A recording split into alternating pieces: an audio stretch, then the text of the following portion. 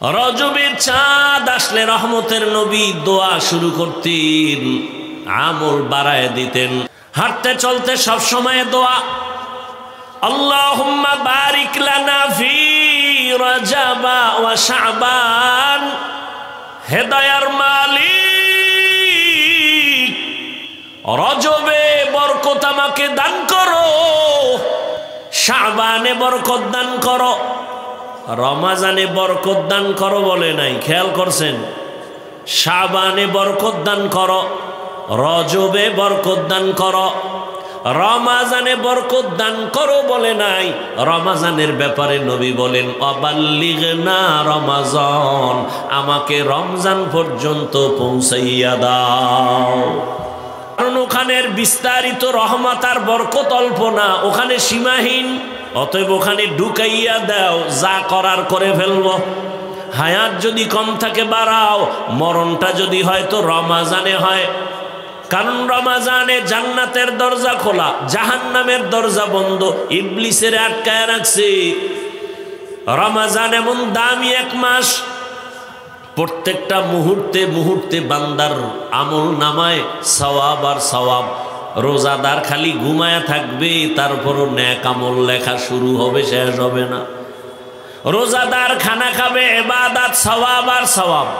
রোজাদার কিছু পরে না, শুধু ঘুমাইয়া থাকবে, তাতেও পুরস্কার। দুনিয়াতে যত আমল, সব আমলের পুরস্কার আল্লাহ মাধ্যমে দিয়েছেন, আর রোজার পুরস্কারের কোনো মাধ্যম নাই। আল্লাহ বলেন আস-সাওমু লি ওয়া আনা আজজি বিহি, অফি রাওয়ায়াতিন আস-সাওমু লি ওয়া আনা উজজা বিহি। আল্লাহর নবীকে আল্লাহ বলেন জানাইয়া দেন, যারা রোজা রাখবে, রোজার পুরস্কারের কোনো মাধ্যম নাই। রোজার পুরস্কার আমি আল্লাহ নিজের হাতে দিব। আর এক ব্যাখ্যা হলো, রোজাদারকে বলে দেন হে নবী, রোজাদারকে বলে দেন হে রোজাদার, আমি আল্লাহ তোমার, আর তুমি রোজাদার আমি আল্লাহর। তুমি রোজাদার, আমি আল্লাহর। অর্থাৎ রোজাদার তোমার আর কেউ নাই, আমি তোমার হয়ে গেলাম, তুমি আমার হয়ে গেলাম। তাহলে আল্লাহ যদি আমার হয়, আর কোনো টেনশন আছে? কথা বলেন। या इलाही मुझसे मुझको दूर कर, ताके देखो मुझ में तुझको एक नजर। या इलाही तू मेरा माबूद है, या इलाही तू मेरा माशूक है। আল্লাহর কাছে সব থেকে দামি, বেশি প্রিয় ওই মানুষ যার মধ্যে আছে আল্লাহর ভয়, তাকওয়া। আল্লাহ এজন্য বারবার বলেন, ও দুনিয়ার মানুষ, আমাকে ভয় করো, আমার ইবাদত করো। মুমিনেরও বলেন তাকওয়া অর্জন করো। দুনিয়ার সব মানুষের আল্লাহ তাকওয়ার বয়ান করেছেন। या अय्युहन्नास उअबुदू रब्बकुमुल्लज़ी खलक़कुम वल्लज़ीना मिन क़ब्लिकुम लअल्लकुम तत्तक़ून। দুনিয়ার সব মানুষকে তাকওয়ার বয়ান দিলেন। শুধু কি তাই, যেই নবীজির কোনো গুনাহ নাই, কেউ যদি সন্দেহ করে তার ঈমান চলে যাবে। কেউ যদি বলে নবী গুনাহ করছেন, তার ঈমান থাকবে? ঈমান না থাকলে বিয়া হলে তার বউ তালাক। কারণ ঈমানদার আর বেঈমানে বিয়া থাকে না। তাহলে আপনি যদি এখন বেঈমান হয়ে যান, আপনার বউ মুমিন, বিয়া ভেঙে গেছে। কথা বুঝেননি? কথা হয় না, কি বুঝেন? নবীরে যদি কেউ গুনাহগার মনে করে, তার বউ কি তালাক হয়ে যাবে, কারণ বউ মুমিন।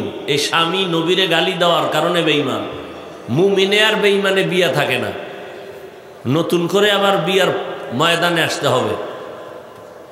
যেই নবীর কোনো গুনাহ নাই, সন্দেহ করলেও তার ঈমান চলে যাবে, সেই নবীকে আল্লাহ বলেন ইয়া আইয়ুহান নাবিয়্যুত্তাকিল্লাহ ওয়া লা তুতি'ল কাফিরিনা ওয়াল মুনাফিকিন।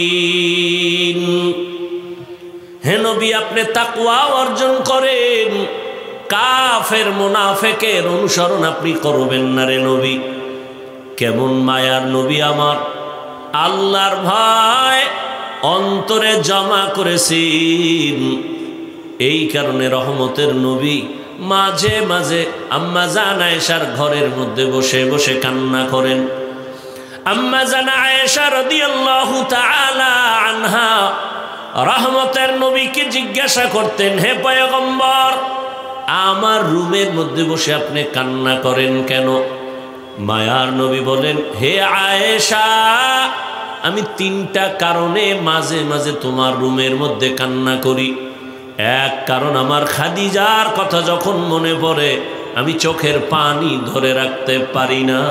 আর একটা কারণ, তায়েফের ময়দানে আমার রক্ত ঝরানো দিনগুলো যদি আমার মনে পড়ে চোখের পানি ধরে রাখতে পারি না। আর একটা ভয়, হাসরের ময়দানে আমার উম্মতের কি হালাত হবে, সূর্যের গরম, জাহান্নামের গরম, ওই চিন্তা যখন আসে চোখের পানি ধরে রাখতে পারি না। হরকে দারদ খৌফে হকদার দিল মাদরম জন্নতুল মাওয়া দেহদ ও রামকাম জুজবা হক চি জে মখাজ ইনসুজা ফজলে উ আমস্তে দর জুমলা জাহা। একটা মা বাবাকে সন্তান যখন ভয় পায় তখন মা বাবার সামনে অন্যায় করে না। আর যেই সন্তানগুলো মা বাবার সামনে অন্যায় করে, প্রমাণ সেই সন্তান মা বাবারে ভয় পায় না। সমস্ত মানুষ বলে ছেলেটা আসলে বেয়াদব। ছেলেটা আসলে কি? বেয়াদব। একটা শিক্ষকের যখন ছাত্র ভয় করে তখন আর কোনো অন্যায় করে না। যদি অন্যায় করিয়া ফেলায় সবাই বলে এই ছেলেটা, এই ছাত্রটা শিক্ষকের মূলত ভয় করে না, শিক্ষকের সামনে এই ছাত্র বেয়াদবি করলো। তাহলে প্রমাণ, যেই সন্তান মা বাবারে ভয় করে অন্যায় করবে না, যেই ছাত্র শিক্ষকের ভয় করবে অন্যায় করবে না। ঠিক আলহামদুলিল্লাহিল্লাযী জাআলাশ শামসা ওয়াল কমারা বিহুসবান ওয়ান নাজমা ওয়াশ শাজারা ইয়াসজুদান وفضل زمانا على زمان كما فضل مكانا على مكان وإنسانا على إنسان ونشهد أن لا إله إلا الله وحده لا شريك له لا ضد له ولا ند له ولا مثل له ونشهد أن سيدنا وسندنا وحبيبنا وحبيب ربنا وطبيبنا وطبيب قلوبنا ومولانا محمدا عبده ورسوله اللهم صل على محمد النبي الأمي وعلى آله وسلم تسليما وبعد فأعوذ بالله من الشيطان الرجيم بسم الله الرحمن الرحيم يا أيها الذين آمنوا اتقوا الله ولتنظر نفس ما قدمت لغد واتقوا الله إن الله خبير بما تعملون وقال رسول الله صلى الله عليه وآله وسلم الدنيا سجن المؤمن وجنة الكافر أو كما قال النبي عليه الصلاة والسلام صدق الله مولانا العظيم وصدق رسوله النبي الأمي الكريم ونحن على ذلك من الشاهدين والشاكرين والذاكرين والحمد لله رب العالمين سبحانك لا علم لنا إلا ما علمتنا إنك أنت العليم الحكيم رب اشرح لي صدري ويسر لي أمري واحلل عقدة من لساني يفقه قولي निगाह मुमिन से तो बदल जाती है तकदीर निगाह मुमिन से तो बदल जाती है तकदीर ये बंदा की क़ुव्वत नहीं कुदरत का इशारा ये बंदा की क़ुव्वत नहीं कुदरत का इशारा ऐ मर्द खिरद तरक मासी की ज़रूरत ऐ मर्द खिरद तरक मासी की ज़रूरत अब सोहबत सालह की सवा कोई नहीं चारा अब सोहबत सालह की सवा कोई नहीं चारा मरदूद है पीछे हमें खबर नहीं लेकिन मरदूद है पीछे हमें खबर नहीं लेकिन एक वक्त में हालाक जो अमाल है सारा एक वक्त में हालाक जो अमाल है सारा अल्लाह बोलें या अय्युहल्लज़ीना आमनुत्तकुल्लाह वल तंजुर नफ्सुम मा क़द्दमत लिगदिन वत्तकुल्लाह हे दुनियार मुमिन তোমরা আল্লাহকে ভয় করো তাকওয়া অর্জন করো এবং সামনের স্থায়ী জীবনের জন্য কি সম্বল সঞ্চয় করেছো এদিকে তুমি মনোনিবেশ হও নজর দাও খেয়াল করো ওয়াত্তাকুল্লাহ আবার আল্লাহ বলেন আমাকে ভয় করো তাকওয়া অর্জন করো ইন্নাল্লাহা খাবীরুম বিমা তা'মালুন নিশ্চয়ই আল্লাহ তোমার সমস্ত কৃতকর্মের খবর ও গ্রিম জানেন নবীজি বলেন আর দুনিয়া সিজনুল মুমিন ওয়া জান্নাতুল কাফির দুনিয়াটা মুমিনদের জন্য জেলখানা বেঈমানদের জন্য শান্তির জায়গা বালাখানা অর্থাৎ যত কষ্ট মুমিন দুনিয়াতে করবে পরকালে শান্তি শুরু হবে আর শেষ হবে না আর যত শান্তি আরাম বেঈমানরা করবে বিধর্মীরা করবে দুনিয়াদারেরা করবে দুনিয়ায় মরণকালে ওদের কষ্ট শুরু হবে আর কখনোই শেষ হবে না তাহলে দুনিয়াতে কষ্ট আখেরাতে শান্তি মুমিনের জন্য দুনিয়ায় শান্তি পরকালে কষ্ট বেঈমানের জন্য তবে মুমিন যদি সামান্য কষ্টকে উপেক্ষা করে ধৈর্য ধারণ করে তো দুনিয়াও তার জন্য শান্তি এই কষ্টের মধ্যেও শান্তি আছে কেন টাকা নাই পয়সা নাই বাড়ি নাই গাড়ি নাই কিন্তু কোরআনওয়ালা রসুলের আদর্শওয়ালারা এক জায়গায় হাজির হয় যেখানে যায় সম্মান এই সম্মানটা তার জীবনের টাকা পয়সা বাড়ি গাড়ির থেকে বড় মূল্যবান কথা ঠিক না এখন আপনার কোটি কোটি টাকা আছে কিন্তু জুতার মালা গলায় লাভ কি আপনার 10 তলা বিল্ডিং আছে কিন্তু বিল্ডিং থয়ে যদি জনগণের মাইরের ভয়ে জঙ্গলে ঘুমান তো লাভ কি এই বিল্ডিংয়ের মাস্তানিতে কোনো লাভ আছে এই নেতাগিরির কোনো লাভ আছে কোনো লাভ নাই সেদিন ঢাকায় বলেছি কেউ খুশিতে লাফাইয়েন না আলেমদের সাথে বেয়াদবি যদি করেন তো গাড়টি আপনিও রেডি রাখেন কোন সময় পালাতে হবে সময়ও পাবেন না গাড়টি রেডি রাখতে বলে দিছি সেদিন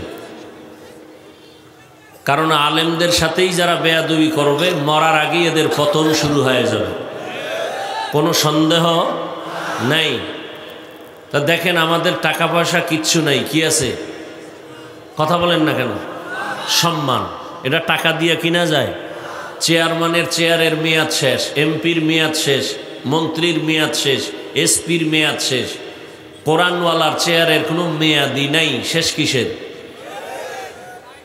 এ সম্মান কে দিছেন? কথা বলেন। টাকা দিয়ে সম্মান কিনা যায়, তবে এর পরিণাম ফলে প্রথমে ফুলের মালা, ফাইনালে জুতার মালা। যারা টাকা দিয়ে সম্মান কিনে না, অর্থাৎ সম্মানের চেয়ারে আমি বসবো, কত টাকা লাগবে? আছে না নাই? এরা প্রথমে ফুলের মালা, ফাইনালে কি? জুতার মালা। আর আল্লাহ যাদের সম্মান দান করেন এরা দুনিয়ায়ও বাদশাহ, পরকালেও বাদশাহ। কথা ঠিক? এজন্য আল্লাহ পাক বলেন এই দুনিয়ার কোনো মূল্য আল্লাহর কাছে মশার ডানা বরাবরও নাই। এ দুনিয়া নামক গ্রহের কোনো মূল্য নেই। তো মুমিনের জন্য এই দুনিয়াটা জেলখানা, আর বেঈমানদের জন্য দুনিয়াটা বালাখানা। জেলখানার সাথে তুলনা দিলেন কেন নবীজি? জেলখানার সাথে তুলনা দিলেন এক কারণ হলো, জেলখানায় কোনো মানুষ ঢুকতে চায় না। ঠিক যারা আল্লাহর প্রিয় বান্দা মুমিন, এরাও দুনিয়া নামক জেলখানায় থাকতে চাইবে না। এরা প্রস্তুত থাকবে আখেরাতে মালিকের মোলাকাতে, জান্নাতের বাড়ি কখন যাবে। জেলখানায় আসামি ঢুকে পড়লে তার স্বাধীনতা থাকে না। ঠিক দুনিয়া নামক জেলখানায় যারা আল্লাহর প্রিয় বান্দা মুমিন হয়ে থাকবে, এদের কোনো স্বাধীনতা থাকবে না। স্বাধীনতা মানি মন চাইলেই খাবে, মন চাইলে ঘুমাবে, মন চাইলে হাঁটবে, মন চাইলে কথা বলবে। আর যারা মুমিন মন চাইলেই কিছু করতে পারবে না, বলার আগে খেয়াল করবে আমার এই কথার দ্বারা আল্লাহ খুশি না বেজার। খানা আসলেই খেতে পারবে না, খেয়াল করবে খানা আমার জন্য হালাল না হারাম। হাঁটা শুরু করলে চিন্তা করবে কোন দিকে যাই, মন্দিরে না মসজিদে, কোন দিকে গেলে আল্লাহ খুশি। তাহলে স্বাধীন জীবন কারোর জন্য কিনা ভালো না। যারা বেপরোয়া চলে এরাই বেয়াদব হয়। এই কথা খেয়াল করিয়েন, যারা বেপরোয়া চলে স্বাধীন, এরা কি বেয়াদব। এদের জবাবদিহিতা নাই, কথার ব্যালেন্স নাই, চলাফেরার ব্যালেন্স নাই, রুজি রোজগারের ব্যালেন্স নাই, মা বাবার সাথে ব্যবহারের কোনো ব্যালেন্স নাই, আলেমের সাথে ব্যবহারের ব্যালেন্স নাই। বেপরোয়াভাবে স্বাধীনভাবে যারা চলে এরা বেয়াদব। রাস্তায় কুত্তা ঘুরে, একটারও কোনো দাম নাই। মালিকের শিকল যেই কুকুরের গলায় লাগানো, এটার দাম। এটারে গালি দিলে বিচার হয়, এটারে গায়ে হাত দিলে মামলা হয়। কথা ঠিক? আকাশে অনেক পাখি উড়ে, কোনো মূল্য নাই। মালিকের খাঁচায় যে পাখি আটকানো, এটার মূল্য আছে। জঙ্গলে অনেক প্রাণী, কোনো দাম নাই। চিড়িয়াখানায় প্রাণী ঢুকছে তো দেখতে টাকা লাগবে। ঠিক এই জমিনে বহু মানুষ, কোনো মূল্য নাই। যে কালেমার রশি লাগাইয়া আজান হইছে, মসজিদে দৌড় দিছে, এটার দাম বেড়ে গেছে। কেমন দাম? কয় নূরের তৈরি ফেরেশতার থেকেও বেশি। এমন দাম যে ফেরেশতারা একে সম্মান করে, মুমিন সম্মান করে, বেঈমানরা সম্মান করে। আরও যদি আল্লাহকে রাজি করে চলে তাহলে গরু সম্মান করবে, বাঘ সম্মান করবে। এক কথায় দুনিয়ার সব মাখলুক তাকে সম্মান করবে। তাহলে মানুষ সম্মান করা এটা কঠিন ব্যাপার। সব মানুষ সম্মান করে আমাকে, এটা বিশাল কিছু। এর মধ্যে যদি বাঘ সম্মান করে, গরু সম্মান করে, কুকুর সম্মান করে, এটা আরো অনেক বিষয়, কঠিন বিষয়। বলে এটা কেমনে? বলে এটা নজির আছে জমিনে, অভাব নাই। আমার কথা যদি বাঘ শুনে, এর থেকে আমার বাদশাহী আছে কিছু? আর আমি বড় বাদশাহ, এটাকে বলে মুকুটহীন সম্রাট। তোমার কথা শুনে ইউনিয়নের মানুষ, এমপির কথা শুনে তার আসনের মানুষ, সরকারের কথা শুনে দেশের মানুষ, তাও তার লাইন ছাড়া শুনলে বললেই মানববন্ধন, লাল পতাকা নিয়ে, বাতি নিয়ে আন্দোলন। আর আমার বাদশাহী কেমন? আলেমের বাদশাহ, যারা আল্লাহর প্রিয় বান্দা হয়, এদের কথা মুমিন শুনে, বেঈমান শুনে, মুমিনরা শুনে, নারীরা শুনে, পুরুষ শুনে, যুবক শুনে, বাচ্চারা শুনে, সম্মান করে, জঙ্গলের প্রাণীরাও শুনে। এর থেকে আর বড় রাজত্ব কি হতে পারে? এই রাজত্ব পেয়েছিলেন সুলতান মাহমুদ গজনবী, এই রাজত্ব পেয়েছিলেন বলখের বাদশাহ ইব্রাহিম ইবনে আদহাম, এই বাদশাহী পেয়েছিলেন ওমরে ফারুক, এই বাদশাহী পেয়েছিলেন কুতুবউদ্দিন বখতিয়ার কাকি। ভারতের মোগল সম্রাটের ইতিহাস পড়েন, মোগলদের জীবনী। ভারত শাসন করেছে মুসলমান, তাদের ইতিহাস। তাদের কথা জঙ্গলের প্রাণীরা শুনছে। কেন? আপনি যদি আল্লাহর কথা শুনে চলেন, আপনার কথা জঙ্গলের প্রাণী নদীর মাছও শুনবে। কিন্তু আপনি তো আল্লাহটা শুনেন না, তো আপনার কথা অন্যেরা শুনবে কেন? শুনবে স্বার্থের কারণে। স্বার্থে আঘাত লাগলে উল্টা ভিড়া। আর নিঃস্বার্থভাবে আপনাকে শুনবে, সম্মান করবে, এটা আল্লাহর দেওয়া, যদি আল্লাহকে মেনে চলেন। আর সেই অর্জনটা করার জন্য একটা মেডিসিন লাগবে। এই মেডিসিনটা যেন আপনাদের অন্তরে যায়। এই আলেমগো কামি হইল এই বয়ান করে এই মেডিসিন অন্তরে ঢুকাইয়া দেওয়া। মেডিসিনের নাম তাকওয়া। মেডিসিনের নাম কি?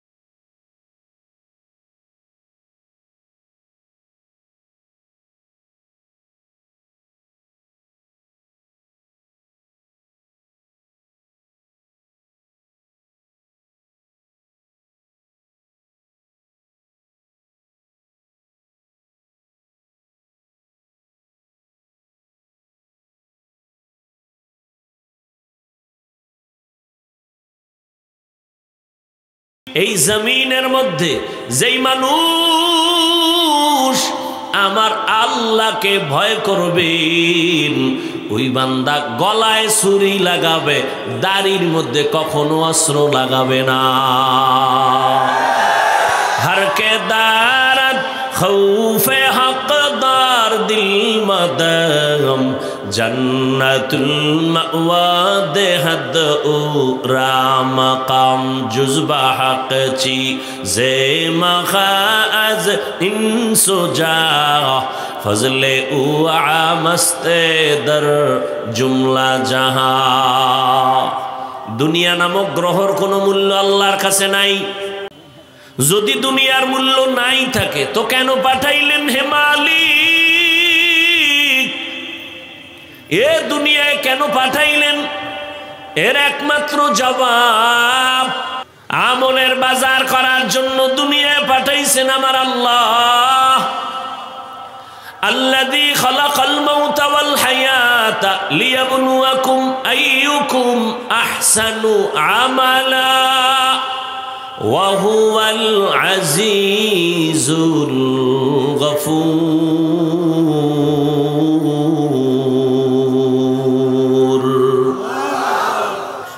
আল্লাহ তাআলা বলেন, আমি মানুষ বানাবার এক কারণ, আমলের পরীক্ষা দেওয়ার জন্য আমি পাঠাইলাম। দেখবো কে উত্তম আমল করে। কিয়ামতের ময়দানে যেদিন আপন কেউ থাকবে না, সমস্ত নবীদের কান্নার আওয়াজ। রহমতের নবী বলেন, সেই দিন ফরজ আমলের যত ঘাটতি হবে, ওই ঘাটতি পূরণের জন্য আল্লাহ পাক নফল আমল দিয়া পূরণ করবেন। আল্লাহ তাআলা বলেন, আমার ভয় অন্তরে জমা করিয়া জীবনকে গুনাহ থেকে বাঁচাইও রে মুমিন। পরকালের জন্য সম্বল সঞ্চয় করো নেক আমল। ইন্নাল্লাযীনা আমানু ওয়া আমিলুস সালিহাত কানাত লাহুম জান্নাতুল ফিরদাউসি নুজুলা। জান্নাতুল ফিরদাউস বড় দামি এক জান্নাত। এই জান্নাতটা যদি পেতে চাও তাহলে তোমার পুঁজি লাগবে দুইটা, ঈমান আর নেক আমল। ইয়া আইয়ুহাল্লাযীনা আমানুত্তাকুল্লাহ, ও মুমিন আল্লাহকে ভয় করো। ওয়াল তানজুর নাফসুম মা কদ্দামাত লিগাদিন ওয়াত্তাকুল্লাহ, পরকাল জীবনের জন্য কি অর্জন করেছো হিসাব মিলাও। ওরে যারা দুনিয়ার পেছনে ঘুরে ঘুরে আখিরাতকে ভুলছো, আখিরাতের চিন্তা বাদ দিয়া যারা শুধু দুনিয়া দুনিয়া দুনিয়া দুনিয়া জপে, এদের টার্গেট দুইটা, এক হলো শান্তি আর এক হলো সম্মান। কিন্তু আল্লাহর কসম, একটা দুনিয়াদারেও সম্মানেও নাই, শান্তিতেও নাই। আপনি উপরে দিয়া দেখেন প্রিন্স প্রিন্স ভাব, ভিতরে জইলা পুইরার কলিজা নাই। কারণ মাইয়ার জ্বালা, ছেলের জ্বালা, বউয়ের জ্বালা। এবার আসি উপরের জ্বালা, সম্পদের উপরে মামলা, এর উপরে হামলা। মারার জন্য নতুন দুশ্মন ভাড়া করা লাগবে না, যাগো টাকা খাওয়াইয়া পালে এরাই এরে মারবে। ওলামায়ে কেরাম কলিজা দিয়া দোয়া করে, বিনিময়ে কিছুই চায় না রে যুবক। অতএব তুমি এখনো সময় আছে, নবীর আদর্শের জীবনটায় নিজেকে তৈরি করো। কয়দিন আর বাঁচবারে বাবা।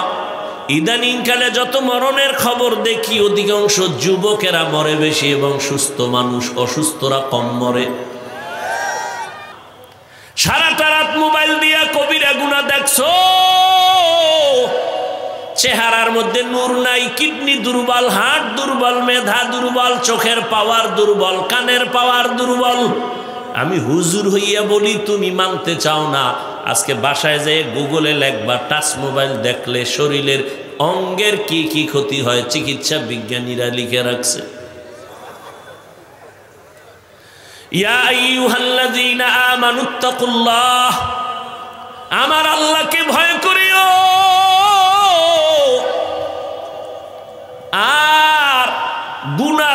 নিজেকে বাঁচাইও। ও আমার কলিজার যুবক, এতক্ষণ যে আমি আপনাদের সামনে বয়ান করলাম, একবারও কিন্তু বলি নাই আমার মতো পাস করলি টুপি লাগাও। একবারও বলি না আমি কওমি মাদ্রাসার সন্তান। একবারও বলি নাই তুমি কওমি মাদ্রাসায় যাও, স্কুল কলেজ বন্ধ করে দাও। আমি তাবলিগের লাইনের সন্তান। একবারও বলি নাই তুমি তাবলিগে যাও। আমি পীর সাহেবদের মুরিদ। একবারও বলি নাই তুমি পীরের কাছে যাও। ভালো করে খেয়াল করো, তাহলে আমি কি বলার জন্য আসছি জানোনি? ও আমার যুবক, আমি তোমাকে সাপোর্ট দেওয়ার জন্য আসছি। জানি না বাংলাদেশে আর কোনো বক্তা তোমাকে এভাবে সাপোর্ট দিবে কিনা। বরং আমি দেওয়াতে অনেকে আমাকে বাধা দেয়, হাফিজ ভাই এত সাপোর্ট দিও না। কেমন সাপোর্ট দিই জানো? আমি বলি, এই যুবকেরা জীবনে স্কুল ছাড়বি না, কলেজ ছাড়বি না। কোনো বক্তায় কইব ইয়া, আমারে কয় এত কইেন না। আমি বলি, যুবক স্কুলে পড়িস, কলেজে পড়, ছাড়িস না। অনুরোধ, মাদ্রাসায় যাওয়ার কোনো দরকার নাই। নিয়ত করলে পাল্টায় ফেল। কারণ আমাদের মাদ্রাসায় ছাত্রের অভাব নাই, শিক্ষকের অভাব নাই, দেশে মাওলানার অভাব নাই, হুজুরের অভাব নাই। আমার দেশে আদর্শবান ডাক্তারের বড় অভাব। আমার দেশে আদর্শবান ইঞ্জিনিয়ারের অভাব, আদর্শবান এসপিডিসির অভাব। আর যদি আমার দেশের সব ওসিডিসি এসপি আদর্শবান হইতো, নামাজি হইতো, এই জমিনে কোরআনের বয়ান করতে কোনো অনুমতি লাগতো না।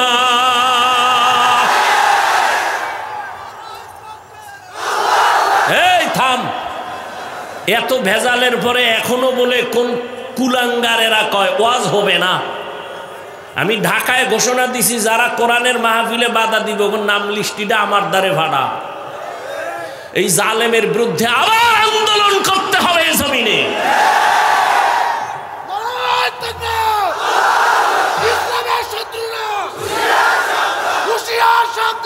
ভাইরা আমার, তুমি স্কুলে পড়ো, কলেজে পড়ো, চাকরি করো, ব্যবসা করো, কোনো বাধা নাই। তুমি ডাক্তার হও, ইঞ্জিনিয়ার হও, প্রফেসর হও, ব্যবসায়ী হও, চাকরিজীবী হও। যুবকেরা খেয়াল আছে তো? এবার আমি কি বুঝাইতে চাই, এই এক দাবি আমার, ছোট্ট একটা দাবি। আমি তোমাকে হুজুর হইতে বলি নাই। স্কুলে পড়ো, কলেজে পড়ো, চাকরি করো, ব্যবসা করো, ডাক্তার হও, ইঞ্জিনিয়ার হও, প্রফেসর হও, ব্যবসায়ী হও, তবে দাবি একটা, বেয়াদব হইও না। বাস, আমার আওয়াজ এখানে শেষ। দাবি কি? বেয়াদব হইও না। এখন বলবা হাফিজ ভাই বেয়াদব হব না, তার ব্যাখ্যা কি? অল্প টাইম তার ব্যাখ্যা শুনো। যেই বেয়াদবিতে তুই মরার আগে বিছনায় পড়ে যাবি, সেই বেয়াদবি করবি না, এটা অনুরোধ। সেই বেয়াদবি 3 জায়গায় বেয়াদবি করলেই মরার আগে মরে যাবি, মানে রুহু থাকবে, দেহ থাকবে না। 1 নাম্বার জায়গা মা বাবা। অনুরোধ, মা বাবার সাথে বেয়াদবি করলে মরার আগে জীবন ধ্বংস।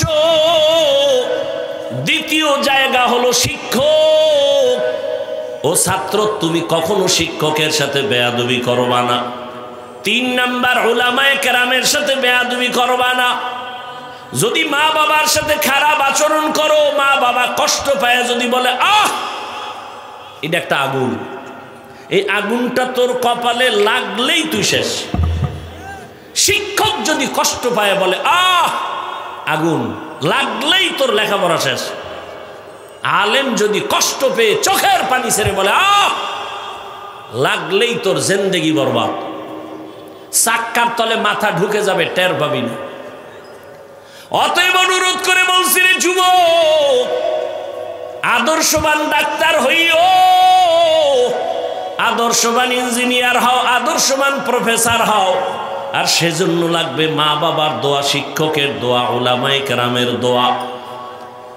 এবার বলবে এটা কেমনে সম্ভব? এবার বাস্তবে একটু উদাহরণ দেই। তোমার মতো যুবক, সত্য কথা বলিও, তোমার মতো যুবক স্কুলে পড়ে, কলেজে পড়ে, চাকরি করে, ব্যবসা করে, সত্য বলো, তোমার মতো যুবক জীবনে মাদ্রাসায় পড়ে নাই, স্কুল কলেজে পড়িয়েও 5 ওয়াক্ত নামাজ পড়ে আসেনি। শেষ। আর কি শুনবি? এটাই তোর জীবনের বড় আজ। মানতে পারলে রেডি জান্নাত। মনের যদি খালি বুঝাও, আমার মতো যুবক স্কুল কলেজে পড়ে যদি নামাজ পড়ে আমি কেন পারি না? তোমার মতো যুবক যদি র্যাব আর্মি পুলিশ বিডিআরের চাকরি করে, ডাক্তার প্রফেসর ইঞ্জিনিয়ার হয়ে নামাজ পড়ে, বলো বাবা তুমি কেন পারো না? তোমার মতো যুবক রাস্তায় গাড়ি চালায়, 5 ওয়াক্ত নামাজ পড়ে, তুমি কেন পারো না? নদীর মধ্যে মাছ ধরে নামাজ ছাড়ে না, কৃষি কাজ করে নামাজ ছাড়ে না, বলো তুমি কেন পারো না?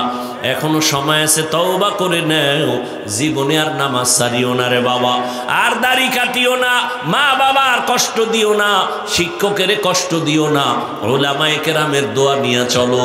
তোমার মতো যুবক স্কুল কলেজে পড়িয়াও নামাজ পড়ে, ব্যবসা করে, চাকরি করে, নামাজ পড়ে, তুমি কেন পারবা না? এখনো সময় আছে, জীবনে তো কম গুনাহ করো নাই, মনের চাহিদা পূরণ করিয়া, মনে চাইছে দাড়ি কাটবা, কেটে ফেলেছো, নামাজ ছাড়বা, ছেড়ে দিয়েছো, এখন থেকে তওবা করো। যদি কপাল ভালো চাও, আল্লাহর কাছে মন খুইলা বলো, মনে মনে গোপনে, হে আল্লাহ, জীবনে আর দাড়ি কাটবো না, নামাজ ছাড়বো না, বেপরদায় চলবো না। মা বাবাদেরকে বলবো, ও বাবারা সন্তানের জন্য দোয়া করেন। মা, আপনাদের জীবন কত ধন্য, আপনাদের সন্তানদের মানুষ বানাবার জন্য আপনি মায়ের দোয়া ছাড়া সম্ভব না। আপনার মতো কত মা, এ কারণেই তো আপনারা ধন্য, বড় দামি। নবীদের মায়ের মতো আপনাদের মূল্য, সাহাবায়ে কেরামদের মায়ের মতো আপনাদের দাম। আপনারা তো খাদিজা রাদিয়াল্লাহু আনহার মতো দামি, ফাতেমা রাদিয়াল্লাহু আনহার মতো দামি, আপনারা তো আয়েশা রাদিয়াল্লাহু আনহার মতো দামি। আপনারা একটা সন্তানকে ডাক্তার বানাবেন, বেয়াদব যেন না হয়, সন্তানের ব্যবহারে কোনোদিন মা বাবা, শিক্ষক, আলেম যেন কষ্ট না পায়। আপনি এমন একটা সন্তানকে ডাক্তার যদি বানায় যান, কোরআন পড়িয়া মা বাবার জন্য সন্তান দোয়া করবে, নামাজ পড়বে, জীবনটা সফল হয়ে যাবে। ও পর্দার আড়ালের মা বোনেরা, আপনার মতো কত মা, কত বোন এই অঞ্চলে এখনো আছে, বেপর্দায় চলে না, স্বামীর মাল নষ্ট করে না, মোবাইলে সময় নষ্ট করে না, নামাজ ছাড়ে না। আপনারা কেন পারবেন না? এখনো সময় আছে, তওবা করে নেন। সন্তান যাদের আছে, নেককার সন্তান বানাবেন, আদর্শওয়ালা ইঞ্জিনিয়ার বানাবেন, জীবন সফল হবে। মা বাবার দোয়া নিয়া সন্তানকে দুনিয়ায় আলেম শিক্ষকের দোয়া নিয়া আদর্শওয়ালা বানায় যাবেন, জীবন বড় ধন্য হবে। ও যুবক বাবারা, এখনো সময় আছে, তওবা করো অন্তর দিয়া। আল্লাহ যদি কবুল করেন, আল্লাহকে যদি বলতে পারো, হে মালিক, মরিয়া গেল আর দাড়ি কাটবো না, নামাজ ছাড়বো না, বেপরদায় চলবো না, মা বাবার সাথে বেয়াদবি করবো না, মা বাবার দোয়া নিয়া, শিক্ষকের দোয়া নিয়া, উলামায়ে কেরামের দোয়া পরামর্শ নিয়া, নবীজির আদর্শ অনুযায়ী জীবন চালাবো। যদি নিয়ত করতে পারো খাঁটিভাবে, মুনাফিকি যদি অন্তরে না থাকে, আমার আল্লাহ মুহূর্তে তোমার গুনাহ মাফ করে দিবেন। তবে সবার কপালে তওবা নসিব হবে না রে বাবা। যাদের কপাল ভালো তারাই তওবার দরজায় আসবে, যাদের অন্তর তৈরি হয়ে গেছে তওবা করার জন্য, শুধু তাদেরকেই বলবো, খাঁটি তওবার নিয়তে দুটো হাত আমার আল্লাহকে দেখাইয়া দাও। আয় আল্লাহ, আমাদের হাতগুলো কবুল করে নেন, তওবা কবুল করে নেন, তওবার উপরে মজবুত হইয়া চলার আমাদের সবাইকে তৌফিক দান করেন, আমিন। আলহামদুলিল্লাহি রাব্বিল আলামিন, والصلاة والسلام على سيد الأنبياء والمرسلين وعلى آله وأصحابه أجمعين يا أرحم الراحمين يا أرحم الراحمين.